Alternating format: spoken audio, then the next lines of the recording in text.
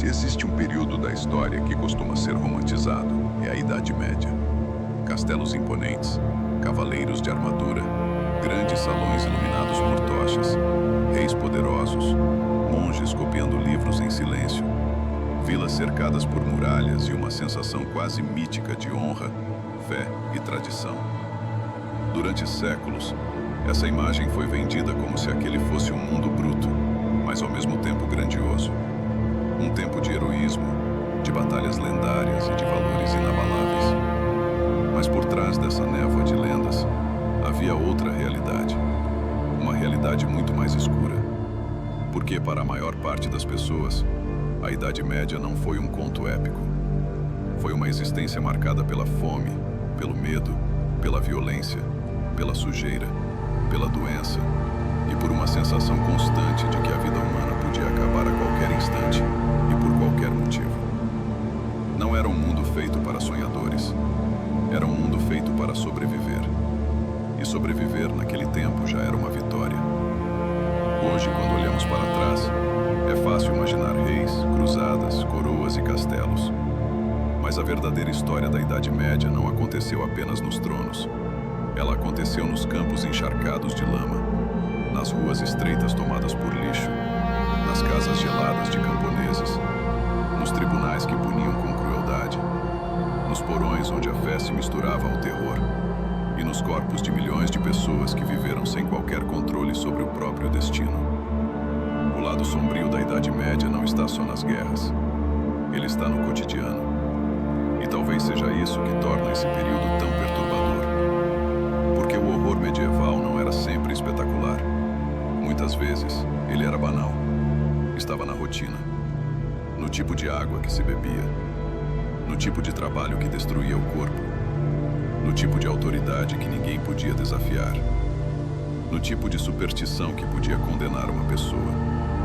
No inverno que chegava cedo demais. Na colheita que falhava.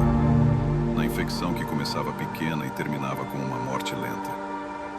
A Idade Média, em grande parte da Europa, nasceu das ruínas de um mundo antigo. Depois da queda do Império Romano do Ocidente, a ordem centralizada se fragmentou. Estradas antes mantidas se deterioraram. O comércio encolheu. A proteção desapareceu em muitas regiões. O que veio depois não foi um vazio absoluto, como às vezes se imagina, mas um mundo muito mais instável, mais local e mais vulnerável. O poder ficou espalhado entre senhores, nobres, guerreiros e autoridades religiosas. E nesse cenário, quem mais sofria era quem tinha menos escolha. Ou seja, quase todo mundo. A imensa maioria da população medieval era formada por camponeses. Pessoas que não viviam cercadas de glória, mas de obrigações. Trabalhavam de sol a sol, presos à terra, dependentes do clima, subordinados ao senhor local e vulneráveis a qualquer desastre. O imaginário popular gosta do cavaleiro. A realidade medieval era o trabalhador curvado no campo, exausto, subnutrido e sem garantia de que aquilo que plantava seria suficiente para alimentar a própria família. E mesmo quando a colheita dava certo, isso não significava fartura. Uma parte do que se produzia era entregue como tributo. Outra parte podia ser tomada por impostos ou obrigações feudais. Havia taxas para usar moinho, taxas para assar pão, taxas para viver, taxas para morrer. A vida rural não era apenas difícil, ela era estruturada para extrair o máximo possível de quem tinha o mínimo. E então vinha a fome.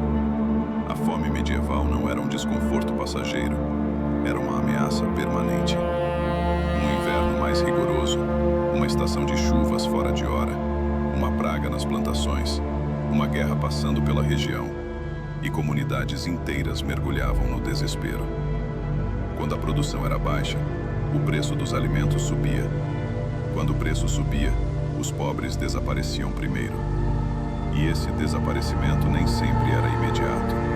Às vezes, ele vinha em etapas. Primeiro a fraqueza, depois a doença, depois o colapso.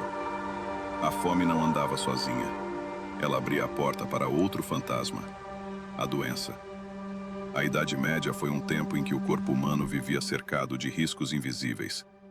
A higiene era limitada, a medicina era rudimentar, o conhecimento sobre contágio era praticamente inexistente por séculos, e a expectativa de vida era brutalmente influenciada por fatores que hoje parecem elementares. Um corte pequeno podia infeccionar, um parto podia matar, uma febre podia surgir pela manhã e levar alguém antes da noite. As cidades, quando cresciam, tornavam tudo ainda pior. Ruas estreitas, esgoto a céu aberto, animais circulando entre as pessoas, lixo acumulado, água contaminada. Em muitos lugares, o cheiro devia ser insuportável. Mas o pior nem era o odor. Era o fato de que, naquele ambiente, as doenças se espalhavam com uma facilidade devastadora. E quando uma epidemia chegava, a sensação era de impotência total. Nenhum evento simboliza melhor esse pesadelo do que a peste negra. No século XIV, a peste atravessou continentes e explodiu sobre a Europa como uma sentença coletiva. Em poucos anos, matou uma parcela gigantesca da população. Vilas inteiras foram esvaziadas. Cidades enterravam mortos em valas comuns. Famílias desapareciam quase por completo. O medo se tornou tão grande que, em alguns lugares, pessoas abandonavam parentes doentes por puro pânico.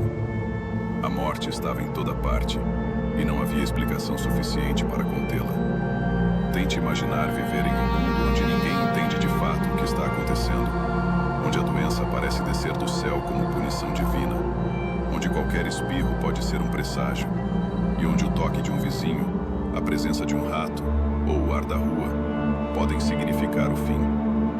A peste não destruiu apenas corpos, ela destruiu certezas. E quando as certezas desaparecem, o medo procura culpados. Foi assim que minorias, estrangeiros, comunidades judaicas e grupos marginalizados se tornaram alvos de perseguição. Em tempos de crise, a irracionalidade encontra terreno fértil. Acusações absurdas ganhavam força. Rumores viravam massacres. A dor coletiva se transformava em violência direcionada. Em vez de compreender o sofrimento, muitos escolheram canalizá-lo contra os mais vulneráveis. Por isso, estudar o lado sombrio da Idade Média não é apenas revisitar um capítulo brutal da história. É remover o verniz. É parar de olhar apenas para as coroas e começar a enxergar as correntes. É deixar de admirar só as muralhas e perguntar quem morreu para erguê-las. É sair da fantasia e entrar na experiência concreta de milhões de pessoas anônimas que não viveram aventuras épicas, mas uma luta diária contra forças que mal conseguiam compreender. No fim das contas, a Idade Média não foi sombria apenas por causa da ausência de tecnologia, da dureza do clima ou das guerras intermináveis. Ela foi sombria porque a fragilidade humana estava exposta o tempo inteiro. Exposta ao poder, à doença, à fome, à superstição e ao acaso. Viver naquele tempo era caminhar sobre um chão instável, sabendo que qualquer passo em falso podia significar a queda. E talvez seja por isso que esse período conecte-me fascinando tanto, porque ele nos lembra do que acontece quando a vida vale pouco, quando o conhecimento é escasso, quando o medo fala mais alto que a razão e quando a maioria das pessoas não tem meios de mudar o próprio destino. Por trás dos castelos havia miséria, por trás da fé havia terror, por trás da honra havia sangue. E por trás da lenda dourada da Idade Média, existia um mundo muito mais escuro do que costumamos admitir. Curta o vídeo e se inscreva no canal, porque aqui a gente não olha para a história como um cartão postal, mas como ela realmente foi, complexa, humana e muitas vezes brutal. E no próximo vídeo, a gente pode explorar outro período que também foi romantizado, mas esconde verdades bem mais incômodas do que parecem à primeira vista. Até a próxima.